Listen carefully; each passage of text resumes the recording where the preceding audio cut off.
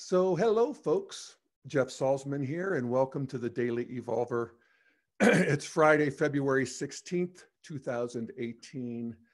And today I want to start by acknowledging the heavy heart that I think we all have around these, I guess it's 17 now, beautiful people who were gunned down at the Florida high school on Wednesday by a 19-year-old former student.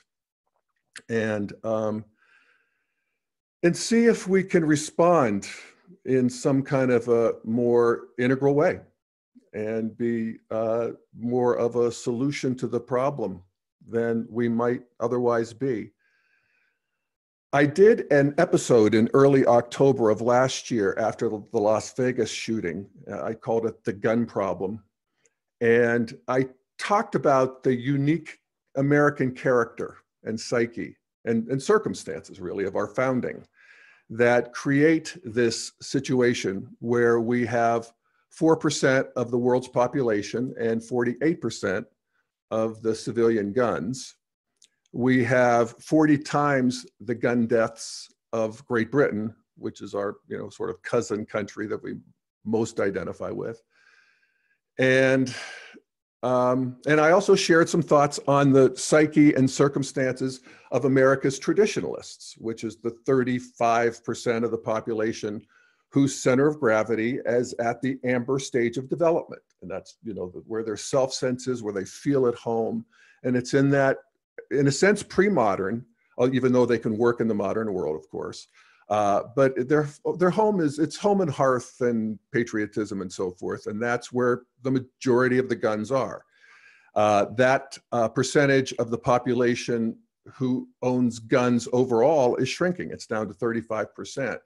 But that 35% own 330 million guns. And 1% of those people own half of them. So, I'm going to share a portion of that talk in a couple minutes because, I unpack those two points of thesis.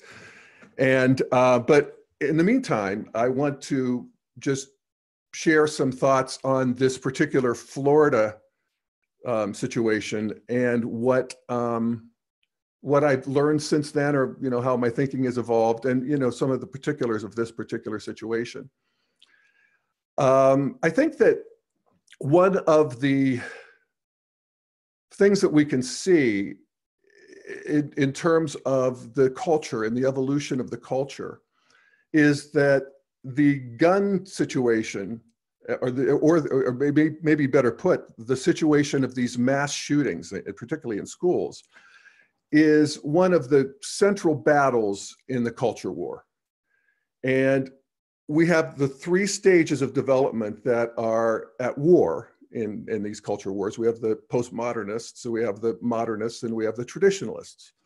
And they all point to different problems or different reasons for these shootings. Postmodernists tend to see it the way I did in October. And I named the podcast The Gun Problem and talked about guns. And that is for sure a piece of the problem, that there's so many guns and that these guns are so deadly, these semi-automatics and assault rifles. The next explanation, that sort of center of gravity modern, is that it's a mental health problem. Now, we take these into some account, but the mental health problem is sort of centers around the orange or modern center of gravity. And then we get to the traditionalists, and the traditionalists see it as a problem of evil. As Ted Cruz said yesterday, that evil is just always going to be with us. And if you look at the coverage in the mass media, you have MSNBC and CNN focusing on the guns primarily and the mental health issues secondarily. And you virtually never hear about the evil problem. It'll be a one-off from time to time. That's switched on Fox, which is the traditionalist media source. And there it's the mental health. We all agree on that. There's the problem of evil was spoken of a lot on Fox. And the idea of it being a problem of guns, to the degree that they mention it, they defend it and point out how the left is overstating their case and why the left is wrong. So this is the culture war. This is supposed to be happening. We fight our way forward. As integralists, we want to see the piece of the truth of all of that. And I think one of the things that's interesting and notable about this Florida shooting is that this 19-year-old sort of hits all of those bases. Now, he was definitely over-weaponized with these AR-15 semi-automatic rifles, which enables him to shoot multiple people without reloading. And it's, you know, do we really need these in our culture?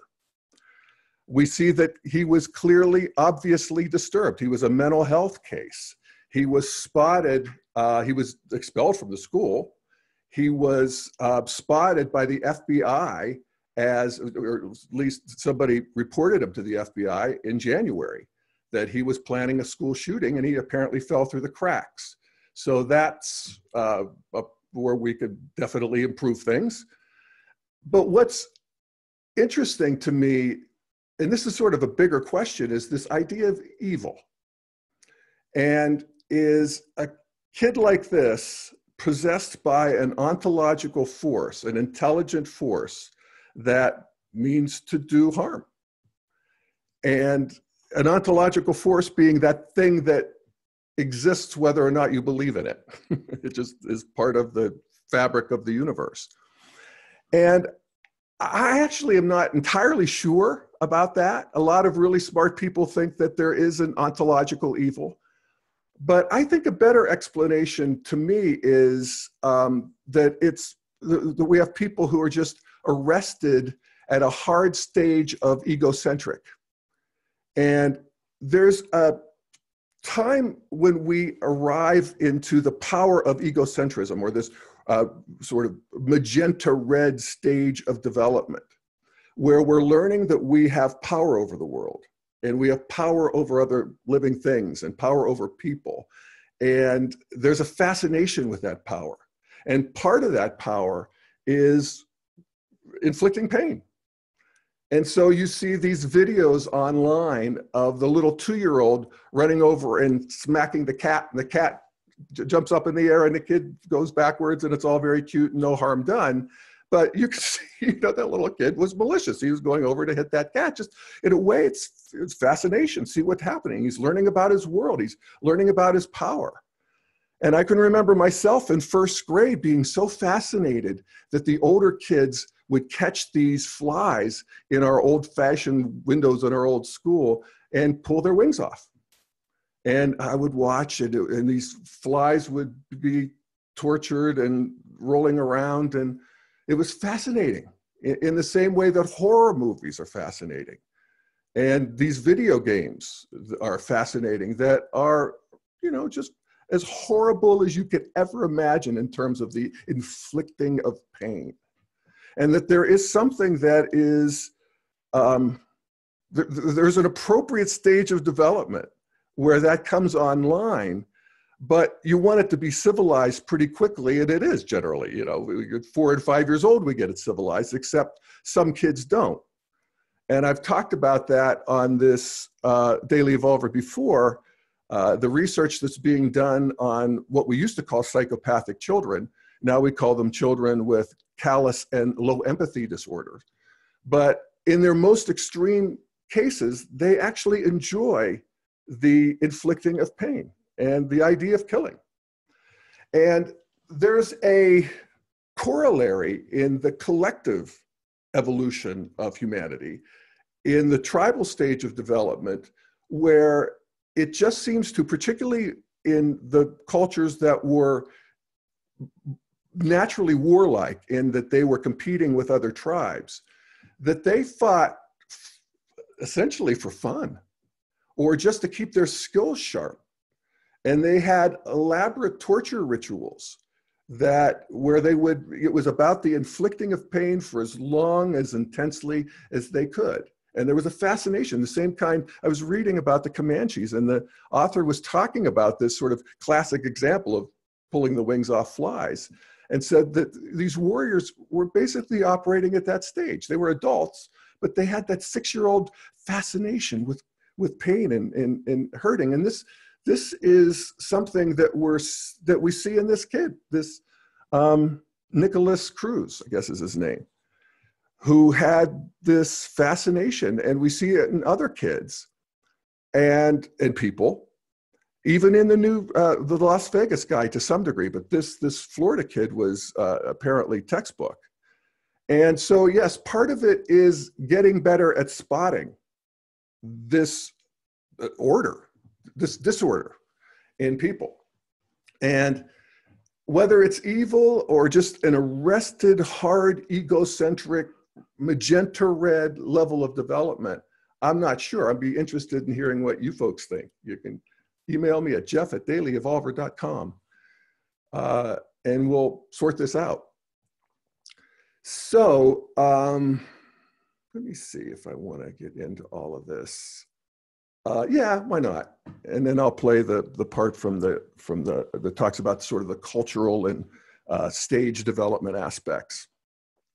I've talked to a couple people since the Florida shooting, both parents, and they both said the same thing. I'm terrified of sending my kids to school, and my kids are terrified. And that's a really interesting thing because there's really two responses to it. One is that statistically, actuarially, there's not much reason to be concerned. We have, since Sandy Hook in, I think it was 2012, we've had an average of 27 school shooting deaths per year. Now that's horrible, and every one of them is an utter tragedy. But it's a small fraction of how many were killed in cars, 9,000. 37 kids were killed in hot cars. Their parents forgot about them and left them in a hot car. There's other kinds of homicides. Way more kids do suicide. So that's not consoling. And it's not that we should care less. Actually, we care more. And that's the other piece that is my response to this idea of being terrified. And that is that we have, as we develop into really a postmodern sensibility now, we talk about modern, but in terms of violence and people being hurt, we're more in the postmodern. We just can't tolerate it at all. Our sensitivity is too high, and our outrage over this is too high. And I feel it myself.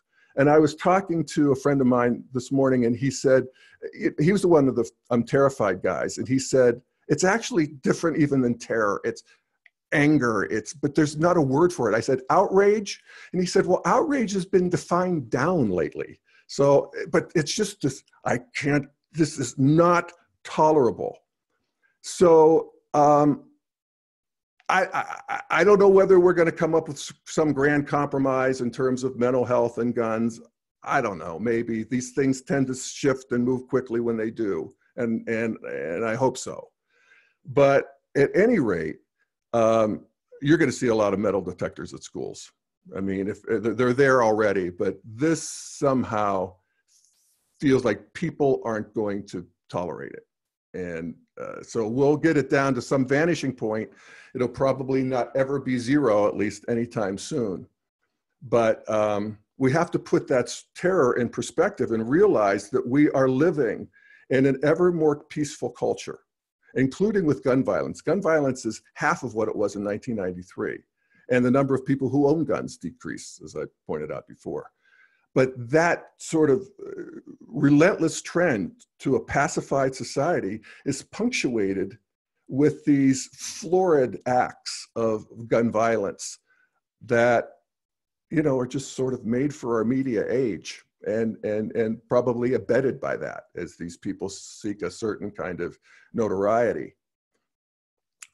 So some thoughts on that. And then the last thing is, there's a lot of reaction, particularly from the left, when the right and the politicians and so forth talk about our thoughts and prayers are with you. And I get it, you know, it's sort of a cover for the fact that they don't want to deal with the gun piece of the problem. And, you know, so the culture wars continue. But I do want to say that thoughts and prayers are really helpful and really called for. And I don't know how you do it, and you can do it your way. But if you don't have a way, there is a wonderful category of meditation out of Buddhism that's, you know, the big category is loving kindness meditation. But the category that's really appropriate here is this category of, however you want to call it, Tonglen or whatever, it's exchanging self for other. And the idea is to metabolize the pain of the world and to metabolize the pain of other people. And so you, first of all, realize that there is actually, for you integral geeks, there's a lower right connectivity that we humans have. There's that morphogenic field, the field of energy. It's an exterior. It's not just consciousness. That's culture. That's there too. But it's an energy that we share with other people that can be metabolized when we turn towards it and let it in.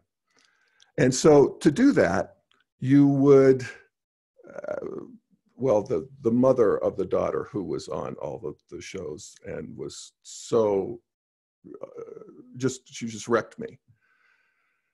To feel her pain, to feel the pain of a parent who gets the news of their child. And breathe that in and breathe out some version of relief, whatever it might be. And to feel the pain of these kids as they heard these shots and ran and hid. And breathe it in and breathe out relief of some sort, just a smile, a tear, a embrace, a warmth of the belly out. Even with this shooter himself and his craziness, to feel, breathe that in and breathe it out. Now, you may not want to do this, and you don't have to. Some people don't want to. The idea of breathing in this unwanted material, as they say, is not what they want to do, and fair enough. But if it's intriguing to you and makes sense, try it. I know a lot of you do it anyway. We have a lot of practitioners here. But it is an actual help to the situation and to the people who are involved and to the whole catastrophe of the evolving human species. All right. So I'm going to now play I think the last 20 plus minutes of the podcast I did back in October of last year, who think differently than we do and live really in a different world space than we do. They have different receptors, they have different antennae, they have different ways of processing information. And we know, I mean, there's statistics that show that conservatives in general, and we're talking about this is the 35%, the traditionalists, have, you know, higher stress response, the galvanic skin response. They have they respond to fear in a way that is stronger than people at the higher levels who have divested some of that need to protect themselves to the culture at large. So that's where they live. And what they want us to know, this vast majority of gun owners, is that they're good people and they're the salt of the earth, and that having a gun is one of the ways that they mark something that is very important to their identity, and that is that they can take care of themselves. And they don't want to get in anybody else's business, except culturally, and that's a whole other story. But they don't want you to tell them what to do. And they also want you to know that if you wimpy postmodernist, find yourself, lethally threatened by a bad guy, they'll shoot him for you. And you would probably be grateful that they did. And so, it becomes a cultural marker, and it's not unlike, in the terms of the cultural marker, a postmodernist gender bender who shaves half his hair and dyes the rest of the other half pink. And he too is, kind of offending and being willing to, sort of upset people in order to make a point about identity and worldview. And, we want to look at this so that we could sort of relax our reflexive, as I've often said, our integral practitioners are waist to neck deep in green, postmodern worldview. And so most of us have that sort of reflexive anti-gun thing. So, in terms of the culture war, it's now to the point where, well, back in the 80s, Republicans were 50-50 in terms of what they thought was more important, gun rights or gun control. Now, Republicans are 75% for gun rights and 25% for gun control. And that's just a part of the continuing polarization. That's where we now have a majority of Americans who say gun rights are more important than gun control. And, there's plenty of demagoguing in both sides, and I don't want to get into all of the arguments. It was really interesting to see Wayne LaPierre, the head of the NRA, on, I guess it was Face the Nation yesterday, talking about that the real problem is the culture of Hollywood and violent movies and violent video games. And here we are, the poor NRA, we're trying to teach people responsible gun ownership and gun usage. And this is what we're up against, is this culture of violence coming out of Hollywood, coming out of Hollywood liberals. So this is, this war, this culture war will continue. There's no doubt about it. I do think that there will be a sea change, I'm thinking, at some point. And clearly it's going the right direction in terms of the amount of gun violence.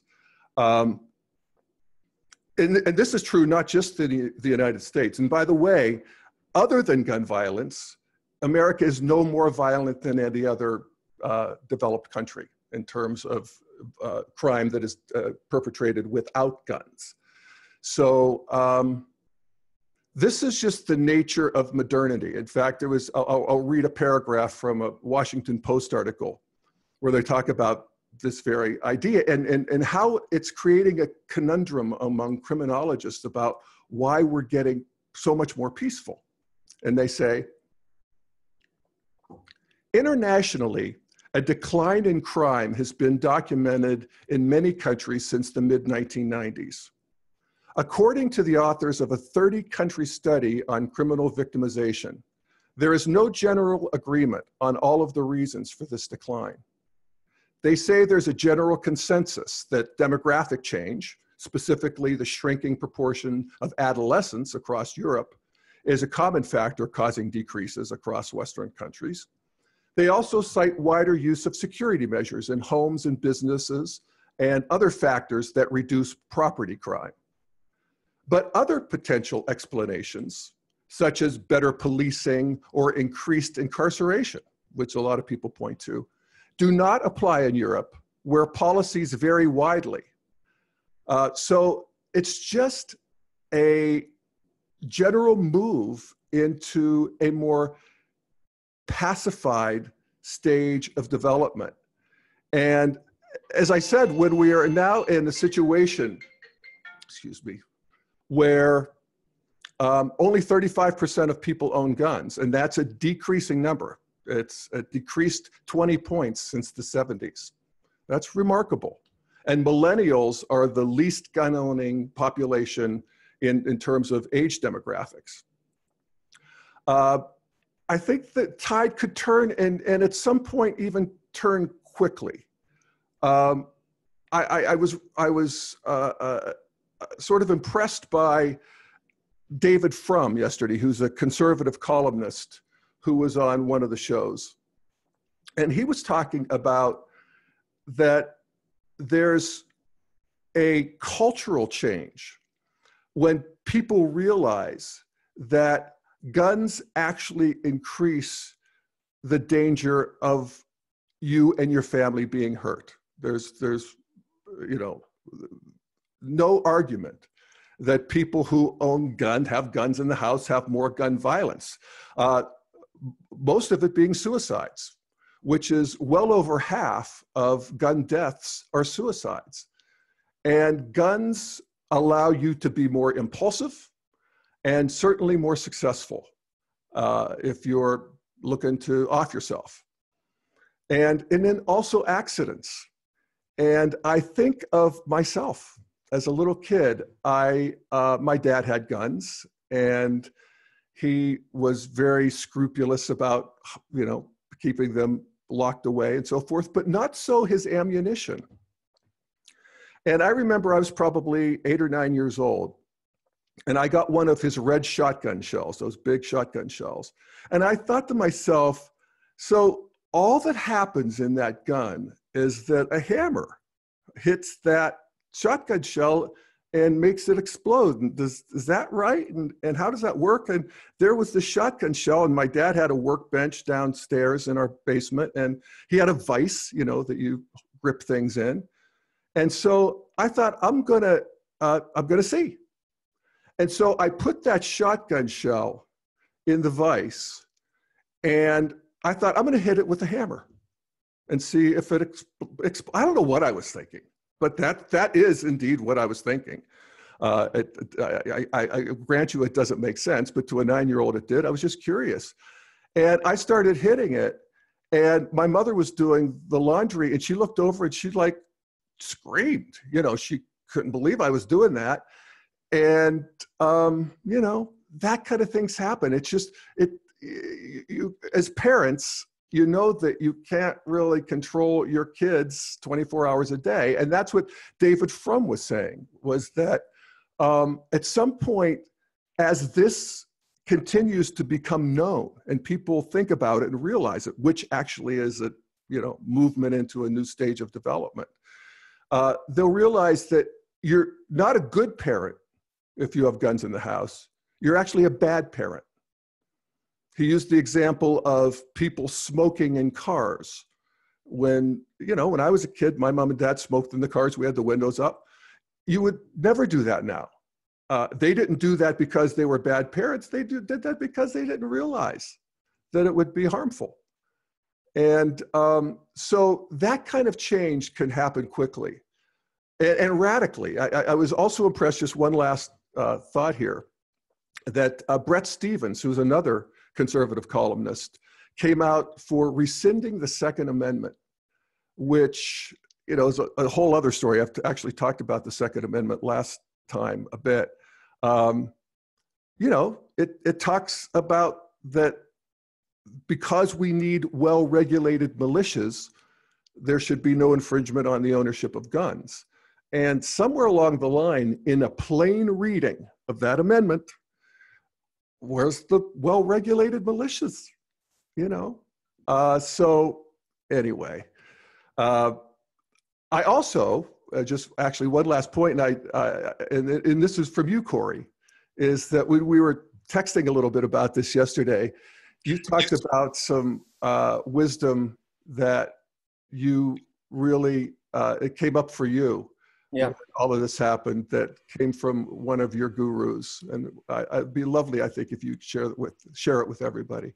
Yeah, sure. Well, you know, to sort of preempt that, and you know, I've got a couple other little layers I'd love to get your thoughts on, Jeff. But yeah, you know, one of the things I noticed, because I was awake when the shooting was happening, and I was watching a lot of these videos that were coming out, and they were terrifying. I mean, it was, it was like being in the trenches. It was, you're just watching, these people terrified, and you're watching bullets ricocheting off the pavement, just 6 inches in front of the cameraman. And, it really pulls you in there, and it's terrifying. And when you get terrified like that, when, it pushes you into that defensive state, Keith Witt just did a call last Saturday talking about how to disarm these defensive states. And oftentimes when you're presented with that type of brutality, there's no disarming it. You just sort of slide into it. And it really starts making you question, what the value of humanity. What are we doing to ourselves? Why are we capable of such darkness and, sociopathy? And how is this within us? And is this, are we being defined by sort of that dark quality when these really traumatic events occur in real time?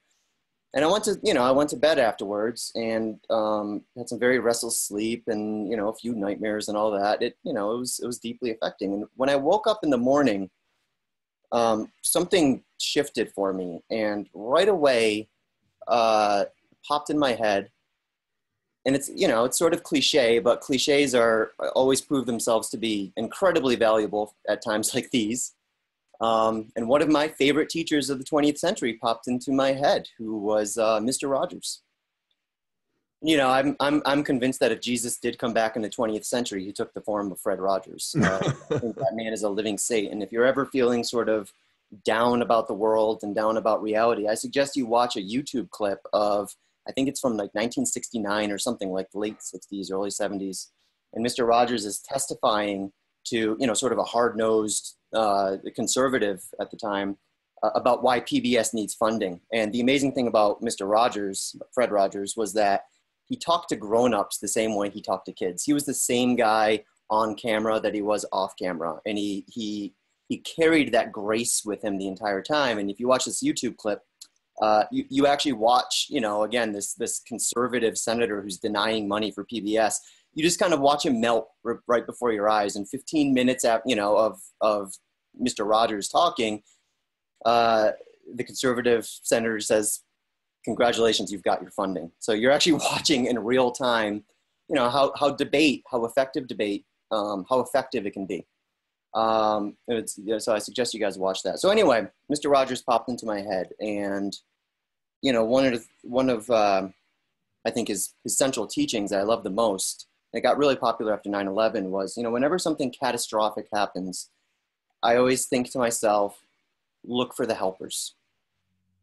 Right? Look for the helpers. Look for the people who are displaying just incredible courage in the face of terror, who are running towards danger.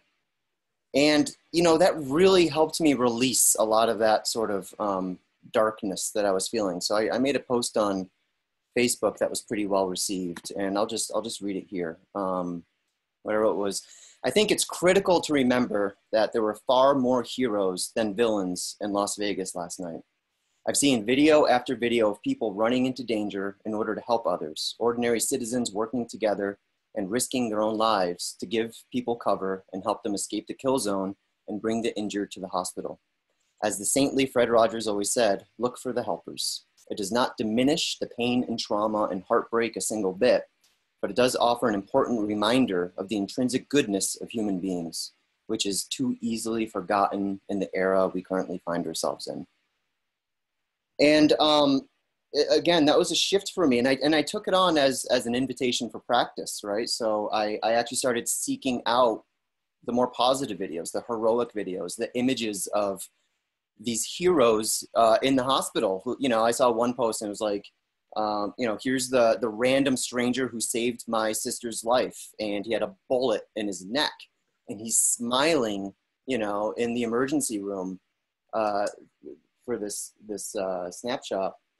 And it was gorgeous. And, my eyes welled up, and it was gorgeous just to feel, again, in the face of this monstrosity, actually consciously deciding to say, I need to touch in with the intrinsic goodness of human beings. And, because it helps liberate so much of that, and it helps remind you that evil is not the default mode of humanity. Quite the contrary. That's why it's so shocking when it does happen. Yeah, that's right.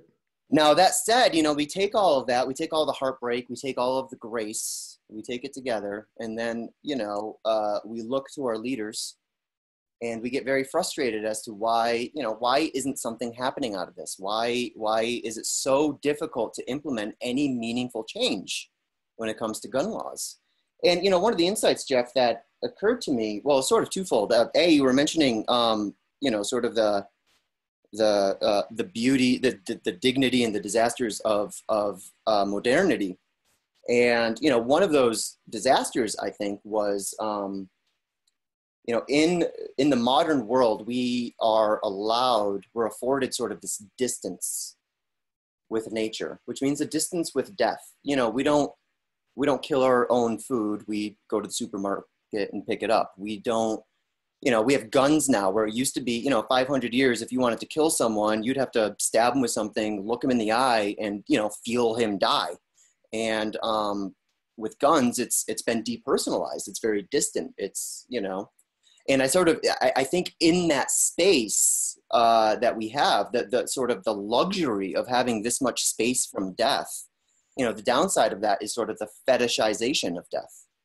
And, Wayne Pierre talks about violent films and video games and all that. And, I think a more integral point of view would be to say that, these things are symptomatic of the deeper issue. They're not the cause of our fetishization of guns, our fetishization of weapons, but they're symptomatic of that. There's a reason why there's a demand for these movies and for these video games. And it's not the movies and the games themselves that are creating that demand. So that then further animates, my own frustration that we can't seem to get anything done here. And I've sort of honed in on what I think is one of the central dilemmas facing liberals right now, facing the left, which is, one of the greatest contributions that postmodernism gave to the world is this really refined perception, observation, acknowledgement of how central language is to how we think, how we act, and how we self-organize, right? I mean, there's this postmodern, and this is where so much of the pathological liberalism that we like to talk about, microaggressions, safe spaces, all of this is an effort to sort of better regulate our cultural conversation. And it's interesting to me that this in many ways was one of postmodernism's greatest contributions, this really acute understanding of how central language is and how consciousness is a gas that expands to fill whatever container you allow for it. And language is that container. And yet, Ken Wilber talks about, Jeff, early in the episode, you mentioned how this is starting a dialogue. And my frustration is that I see this dialogue being generated time and time again and just stalling out. And I think one of the central dilemmas is that Ken has taken a deeper look at the lower left quadrant, well, really all the quadrants. And he notes how there's an inner and an outer to each of these quadrants. So for the lower left, there's an inner of the lower left, and there's an outer of the lower left. These are called zone 3 and zone 4. The inner of the lower left is sort of that sloppy, soupy dance that we do when we're relating with each other, right? And I can't really, I can contribute to the tone of our lower left, our inner of the lower left, but I can't change it myself. I can't, there's nothing I can do there. It's just sort of, it is what it is. But then there's the outer of the lower left, which is zone 4. And, that has to do with sort of the regulative patterns, the cohesion, the rules of discourse in a lot of ways.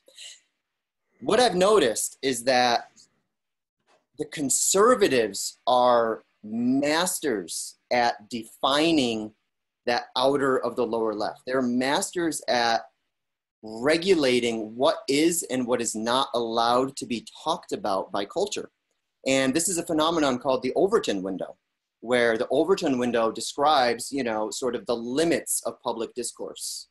You're allowed to talk about everything sort of in here, but nothing outside of there. And Donald Trump, one of the things that made him so notable was how easily he was able to shift that Overton Window. All of a sudden, people were allowed to talk about things that even just 6 months prior, they were not allowed to talk about. And the conservatives, I think, time and time again, have demonstrated a mastery of controlling that Overton window. So, whenever these things happen, the first thing that the conservatives say, this is not the time to talk about gun legislation. That's them controlling the discourse. That's them actually establishing, being the referees, and deciding what we're allowed to and what we're not allowed to talk about. Yeah, and how well did they do with that? Well, it's interesting. I think, I mean, yes, and this is the sort of soup of and sort of the froth of moving forward. Yeah, no, I absolutely agree. I totally agree. Did they stop the conversation? No.